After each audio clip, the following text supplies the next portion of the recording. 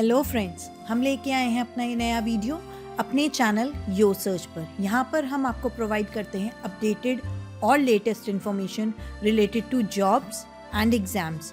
जो भी हमारे साथ हमारे नए फ्रेंड्स जुड़े हैं, आई वांट कि आप हमारे इस चैनल को सब्सक्राइब करें, बेल आइकन को ज़रूर प्रेस करें, क्योंकि इसी से आपको प्रोवाइड होंगी अपडेटेड और लेटेस्ट इन्फॉर्मेशन। और आप हमारी इन वीडियोस को लाइक एंड शेयर ज़रूर करें। तो फ्रेंड्स, जो आज का हमारा वीडियो है ये है इंडियन कोस्ट गार्ड नेविक और यांत्रिक पोस्ट रिक्रूटमेंट से रिलेटेड। इस वीडियो में मैं आपको सारी इंपॉर्टेंट डिटेल्स प्रोवाइड करूंगी related to important date, eligibility criteria, application process, examination fee, selection procedure, age limit. So friends, please आप इस वीडियो को मेरे साथ पूरा देखें, क्योंकि तभी आपको इसकी एग्जैक्ट और कंप्लीट इन्फॉर्मेशन मिल पाएगी। तो फ्रेंड्स, स्टार्ट करते हैं आज का अपना ये वीडियो। तो ये जो वीडियो है ये है इंडियन कोस्ट गार्ड नेविक और यांत्रिक रिक्रूटमेंट 2021 के लिए, NavIC general duty, NavIC domestic branch and यांत्रिक पोस्ट के लिए। तो इसकी सारी डिटेल्स मैं आपको यहाँ पे प्रोवाइड करने वाली हूँ। फ्रेंड्स, ये एक सेंट्रल गवर्नमेंट जॉब की कैटेगरी में आता है और ये जो कोर्स है ये जनवरी 2021 में स्टार्ट होगा। इसकी जो जॉब लोकेशन है वो ऑल ओवर इंडिया रहेगी और ये जो ऑर्गेनाइजेशन कंडक्ट कर रहा है वो है इंडियन कोस्ट गार्ड। इसकी अगर हम इम्पोर्टेंट डेट्स की बात करें, एप्लीकेशन प्रोसेस जो है वो 5 जनवरी 2021 से स्टार्ट होगा। एंड फ्रेंड्स, ये एक ऑनलाइन प्रोसेस है, यानी कि आपको अपनी एप्लीकेशन को ऑनलाइन ही अप्लाई करना है। किसी और मोड से आप अपनी एप्लीकेशन को अप्लाई नहीं कर सकते हैं। 5 जनवरी से ये प्रोसेस स्टार्ट होगा और इसकी जो लास्ट डेट है रजिस्टर करने की वो है 19 जनवरी 2021, यानी कि 19 जनवरी 2021 तक आप अपने आप को रजिस्टर कर सकते हैं। तो जो भी कैंडिडेट इंटरेस्टेड हैं वो प्लीज 5 जनवरी से 19 के बीच में अपने आप को रजिस्टर कर ले। इसकी सारी डिटेल्स मैं आपको यहाँ पे प्रोवाइड करने वाली हूँ। कोर्स जो है वो जनवरी 2021 में स्टार्ट हो जाएगा। अब हम बात करते हैं इसकी एलिजिबिलिटी की, और उसमें सबसे पहले आता है एजुकेशनल क्वालिफिकेशन, यानी कि कौन कौन लोग इसके लिए एलिजिबल हैं, कौन इसके लिए अप्लाई कर सकता है। तो अगर हम एजुकेशनल क्वालिफिकेशन की बात करें, so for NavIC general duty 10th + 2 यानी कि क्लास 12th आपका पास होना चाहिए with maths and physics from a recognised board. Navik domestic branch की अगर हम बात करें तो इसमें क्लास 10th आपका पास होना चाहिए फ्रॉम अ रिकॉग्नाइज्ड बोर्ड। यांत्रिक की अगर हम बात करें, इसमें क्लास 10th आपका पास होना चाहिए। उसके साथ साथ इसमें रिक्वायर्ड है एक diploma in electrical, mechanical, electronics and telecommunication engineering, और जो AICTE के द्वारा अप्रूव्ड हो। सो ये जो है एजुकेशनल क्वालिफिकेशन है जो रिक्वायर्ड होंगी इन पर्टिकुलर पोस्ट के लिए। अब हम बात करते हैं एज लिमिट की। तो इसमें जो मिनिमम एज है वो है 18 इयर्स यानी कि 18 साल, और मैक्सिमम एज है 22 साल यानी कि 22 years. So for NavIC general duty and यांत्रिक, इसके लिए जो एज ग्रुप है वो है 1 अगस्त 1999 से 31 जुलाई 2003। इन दोनों डेट्स के बीच में जो भी कैंडिडेट्स बॉर्न हुए हैं, जिनका भी बर्थ हुआ है, वो इस पोस्ट के लिए एलिजिबल हैं। और नेविक DB यानी कि डोमेस्टिक ब्रांच, उसके लिए जो डेट्स हैं वो है 1 अक्टूबर 1999 टू 30 सितंबर 2003। तो इन दोनों डेट्स के बीच में जो भी कैंडिडेट्स बॉर्न हुए हैं वो अप्लाई कर सकते हैं, वो एलिजिबल हैं। अपर एज रिलैक्सेशन जो प्रोवाइड है वो है 5 years for SC ST and 3 years for OBC non creamy candidates. तो ये अपर एज रिलैक्सेशन प्रोवाइडेड है for SC ST and OBC। Friends, ये था इनका एलिजिबिलिटी क्राइटेरिया। अब हम बात करते हैं इनके सिलेक्शन प्रोसीजर की। सो इसका जो सिलेक्शन है वो मेरिट के बेसिस पे होगा, और उसमें आपका स्टेज 1, 2, 3, 4, जिसकी मैं सारी डिटेल्स आपको अभी प्रोवाइड करूंगी, इन 4 स्टेजेस के परफॉर्मेंस पे बेस्ड होगा इसका सिलेक्ट। सबसे पहले हम बात करते हैं स्टेज 1 की, जो है रिटन एग्जामिनेशन। सो इसमें सबसे पहले आता है नेविक DB यानी कि डोमेस्टिक ब्रांच। उनका रिटन टेस्ट होगा सेक्शन 1, और उसके पासिंग मार्क्स जो है वो है 30, which is for unreserved, EWS and OBC, और 27 मार्क्स जो हैं वो हैं SC और ST के लिए। ये जो सेक्शंस है इसकी डिटेल मैं आपको आगे प्रोवाइड करूंगी। Next is NavIC GD which is general duty. इसमें आता है सेक्शन 1 एंड सेक्शन 2। सो इसमें जो total number of passing marks हो जाते हैं वो है 30 and 20। 30 is for section 1 and 20 is for section 2। So total बनता है आपका 50। और SC/ST के लिए टोटल होता है 44 विच इज 27 एंड 17। और फ्रेंड्स यहाँ पर सेक्शन 1 और सेक्शन 2 में पास होना कंपलसरी है। थर्ड इज यांत्रिक इलेक्ट्रिकल, इसमें आता है आपका सेक्शन 1 एंड सेक्शन 3। इसमें भी पासिंग मार्क्स आपके सेम है 50 एंड 44। सेम हेयर, आपको दोनों सेक्शन में सेपरेटली पास होना कंपलसरी है। उसके बाद आता है यांत्रिक इलेक्ट्रॉनिक्स, इसमें सेक्शन 1 एंड सेक्शन 4 में आपका रिटन टेस्ट होगा। Passing marks is 50 and 44। यांत्रिक मैकेनिकल सेक्शन 1 एंड सेक्शन 5, इसमें भी पासिंग मार्क्स इज 50 एंड 44। अब मैं आपको इंफॉर्मेशन प्रोवाइड करती हूँ यहाँ पे सेक्शंस की, ये सेक्शंस एक्चुअली हैं क्या। सो सेक्शन 1 में जो एग्जाम होगा उसके मिनिमम मार्क्स हैं 60 और जो टाइम होगा आपके एग्जाम का वो होगा 45 मिनट्स। इसमें टोटल नंबर ऑफ क्वेश्चंस रहेंगे 60। अब हम अगर सब्जेक्ट्स की बात करें इस सेक्शन में, तो इसमें जो क्वेश्चंस आएंगे उसके सब्जेक्ट्स हैं मैथ्स जिसके 20 क्वेश्चंस होंगे, science 10, English 15, reasoning 10 and GK 5। सो ये नंबर ऑफ क्वेश्चंस हैं और इनके ये सब्जेक्ट्स हैं।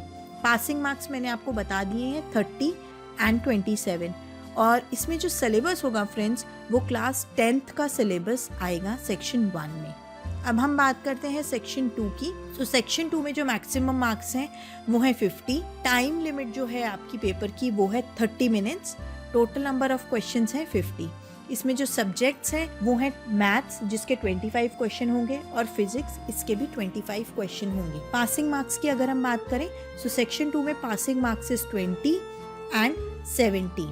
और इसमें जो सिलेबस होगा वो होगा क्लास 12th का सिलेबस मैथ्स और फिजिक्स का। सो इन दोनों सब्जेक्ट्स का सिलेबस क्लास 12th का वो इस सेक्शन में आएगा। अब हम बात करते हैं सेक्शन 3 की। सो सेक्शन 3 में जो मैक्सिमम मार्क्स हैं वो है 50। Time limit is same 30 minutes. Question है 50 और इसमें जो सब्जेक्ट्स है आपके वो है इलेक्ट्रिकल इंजीनियरिंग से रिलेटेड क्वेश्चन आएंगे। क्वेश्चंस आपके हैं 50। Passing marks is 20 and 17। और इसमें जो सिलेबस है वो आपका डिप्लोमा लेवल का सिलेबस आएगा इलेक्ट्रिकल इंजीनियरिंग का। Now we come to section 4।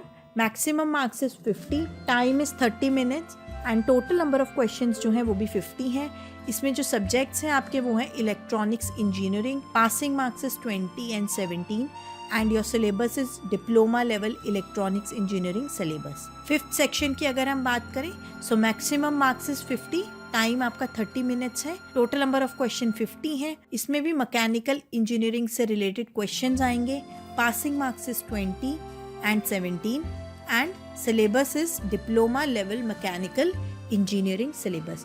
सो ये इनका सेक्शन वाइज सिलेबस और मार्क्स की डिटेल मैंने आपको यहाँ पर प्रोवाइड करी है। तो ये था स्टेज 1 की इंफॉर्मेशन। अब हम बात करते हैं स्टेज 2। सो इसमें बताया गया है कि ये जो कंप्यूटर बेस्ड ऑनलाइन एग्जाम होगा इसके परफॉर्मेंस के बेसिस पे एक मेरिट लिस्ट बनाई जाएगी एंड जो भी हमारे फ्रेंड्स उसमें क्लियर करेंगे उनको e admit card for stage 2 will be issued after the merit list. और वैकेंसीज के अवेलेबिलिटी पे ये डिसाइड किया जाएगा और जो भी कैंडिडेट शॉर्टलिस्ट होंगे स्टेज 2 के लिए उनको फर्दर अपने डॉक्यूमेंट्स अपलोड करने होंगे। जो ड्यूरेशन रहेगा स्टेज 2 का वो 1 to 2 डेज रहेगा एंड इसमें आपका जो भी टेस्ट इन्वॉल्व होंगे वो ओनली क्वालिफाइंग नेचर यानी कि उसमें पास और फेल ये डिसाइड किया जाएगा।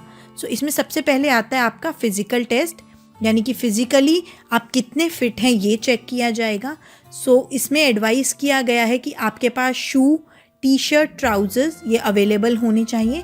इसमें आपको 6 kilometre run to be completed in 7 minutes करना होगा। स्क्वाट्स अप जिनको हम उठक बैठक कहते हैं, साथ ही पुशअप। तो ये आपका फिजिकल फिटनेस टेस्ट होगा। इसके बाद डॉक्यूमेंट वेरिफिकेशन की स्टेज आती है जहाँ पे आपको अपनी ओरिजिनल डॉक्यूमेंट्स दिखाने होंगे जो आपने ऑनलाइन अपनी एप्लीकेशन के साथ अपलोड किए हैं, वो सारे वेरीफाई किए जाएंगे एंड इन केस अगर कहीं पर भी कोई चेंजेस मिलते हैं with your name, your date of birth, your parents name या आपके कास्ट सर्टिफिकेट की डिटेल्स, कहीं पर भी अगर कोई मिसमैच होता है सो आपका कैंडिडेचर यानी कि जो आपकी एप्लीकेशन है वो कैंसिल कर दी जाएगी।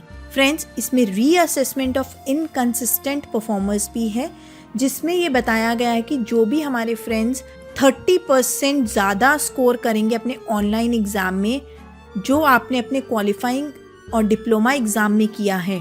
सपोज़ किसी कैंडिडेट के 110 मार्क्स स्कोर होता है जिसको हम 100% मार्क्स इन रिटन एग्ज़ाम कहेंगे, और आपका आपके क्लास 12th में जो परसेंटेज है वो लेस है, का इनकंसिस्टेंट परफॉर्मेंस के लिए एक एडिशनल रिटन टेस्ट कंडक्ट किया जाएगा।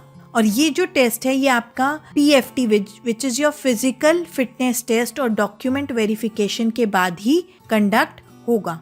इनिशियल मेडिकल्स एग्ज़ाम की अगर हम बात करें तो यहाँ पर जो है मेडिकल फिटनेस बहुत ज़रूरी है, और यहाँ पर जो बताया गया है कि मेडिकल ऑफिसर में put the candidate as permanently unfit और टेम्परेरली अनफिट, और इसमें कैंडिडेट अपील कर सकते हैं on the finding of initial medical exam, और जो आपकी अपील होगी उस मेडिकल एग्ज़ाम के लिए उसको within 20 days if you are permanently unfit and within 42 days if you are temporarily unfit, यानी कि इन 21 और 42 डेज़ के बीच में आपको अपनी उस अपील को कंप्लीट करना होगा after your initial medicals. Friends, अगर आपको कोई भी क्वेरी है आप हमें कमेंट बॉक्स में ज़रूर कमेंट करें, और ये सारी डिटेल्स आपको ICG की ऑफिशियल नोटिफिकेशन पर भी मिल जाएंगी, और हमारी वेबसाइट yoursearch.net पर आकर भी आप ये सारी इन्फॉर्मेशन ले सकते हैं। सो फ्रेंड्स, स्टेज 3 की अगर हम बात करें स्टेज 1 और स्टेज 2 के परफॉर्मेंस के बेसिस पे एक मेरिट लिस्ट प्रिपेयर की जाएगी, एंड थर्ड स्टेज के लिए एडमिट कार्ड्स इशू होंगे। Third stage is your final medicals at INS Chilka. So यहाँ पर इसके लिए एडमिट कार्ड्स जो हैं वो प्रोवाइड किए जाएंगे, और जो ड्यूरेशन रहेगा स्टेज 3 का वो 1 to 2 डेज़ यानी कि 1 से 2 दिन का रहेगा। और यहाँ पर इन्वॉल्व होएगा आपका सबसे पहले डॉक्यूमेंट वेरिफिकेशन, जिसमें आपको अपने सारे वैलिड डॉक्यूमेंट्स दिखाने हैं, वो मैच किए जाएंगे, एंड इन केस अगर कोई भी फेलियर होता है इन डॉक्यूमेंट वेरिफिकेशन तो आपका कैंडिडेचर कैंसिल हो सकता है। सो आपको इस चीज़ का ध्यान रखना है कि जो भी आप डिटेल्स प्रोवाइड करें वो बिल्कुल करेक्ट हो। जो फाइनल मेडिकल्स होंगे वो INS चिल्का में होंगे, एंड जो भी कैंडिडेट्स मेडिकली फिट नहीं पाए जाएंगे in the final medical examination उनको ट्रेनिंग के एनरोल एनरोल नहीं किया जाएगा। So you have to make sure that you are completely fit.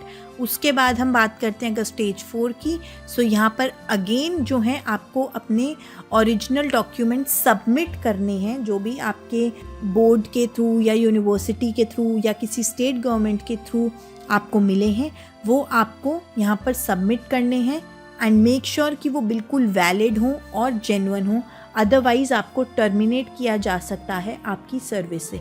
So whenever you are filling your application form, make sure कि आप बिल्कुल कंप्लीट और valid details provide करें और वो सारी इन्फॉर्मेशन बिल्कुल करेक्ट हो जैसे कि आपकी उन डॉक्यूमेंट्स में दी गई है।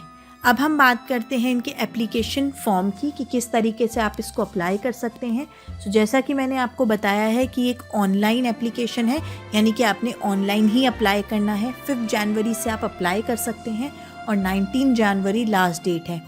joinindiancoastguard.cdac.in ये इनकी वेबसाइट है जहाँ पर आप जाकर अपने आप को रजिस्टर कर सकते हैं, और आपको रजिस्टर करने के लिए अपना वैलिड ईमेल आईडी और मोबाइल नंबर प्रोवाइड करना होगा, एंड मेक श्योर कि वो बिल्कुल वैलिड हो क्योंकि इसी पर आपको सारी डिटेल्स प्रोवाइड की जाएंगी रिलेटेड टू दिस रिक्रूटमेंट, या फर्दर भी कोई अगर इन्फॉर्मेशन आपको प्रोवाइड करनी है। आप सिर्फ एक पोस्ट के लिए अप्लाई कर सकते हैं, चाहे वो नेविक डोमेस्टिक ब्रांच हो, चाहे नेविक जनरल ड्यूटी और यांत्रिक मैकेनिकल और यांत्रिक इलेक्ट्रिकल और यांत्रिक इलेक्ट्रॉनिक्स। सो इसमें से किसी एक पोस्ट के लिए कैंडिडेट अप्लाई कर सकता है। आप किसी मल्टीपल पोस्ट के लिए या मल्टीपल एप्लीकेशन नहीं डाल सकते हैं। सारे डॉक्यूमेंट्स आपको प्रोवाइड करने हैं, आपको अपलोड करने हैं अपनी एप्लीकेशन के साथ, और जो डॉक्यूमेंट्स हैं आपके वो 2 फेजेस में आपको अपलोड करने हैं, यानी कि फर्स्ट आपको अपने ऑनलाइन एप्लीकेशन फॉर्म के साथ करने हैं, एंड सेकेंड, अगर आप स्टेज 2 के लिए शॉर्टलिस्ट किए जाते हैं सो वहाँ पर आपको अपने डॉक्यूमेंट्स अपलोड करने होंगे। एग्जामिनेशन फ़ी की अगर हम बात करें सो एग्जामिनेशन फ़ी जो है वो ₹250 है, but for SC ST they are exempted, यानी कि उनके लिए कोई फ़ी नहीं है। अदर देन SC ST सबके लिए 250 यानी कि 250 रुपये फ़ीस है, और यह फ़ीस भी आपने ऑनलाइन मोड से ही पे करनी है by using your net banking, debit card, credit card और by any other payment gateway. And admit card जो है वो उन्हीं कैंडिडेट्स को इशू होगा जो बिल्कुल सक्सेसफुली पे कर देंगे अपनी एग्जामिनेशन फ़ी। सो मेक श्योर कि आप अपने एप्लीकेशन फॉर्म को बिल्कुल करेक्टली भरें और अपनी फ़ीस को भी सक्सेसफुली पे करें, तभी आपको एडमिट कार्ड प्रोवाइड होगा। And this is non refundable fee, यानी कि एक बार जो आपने फ़ी पे कर दी है वो नॉन रिफंडेबल है, वो किसी भी हाल में आपको वापस नहीं मिलेगी, चाहे आप एग्जामिनेशन देने जाएं या ना जाएं।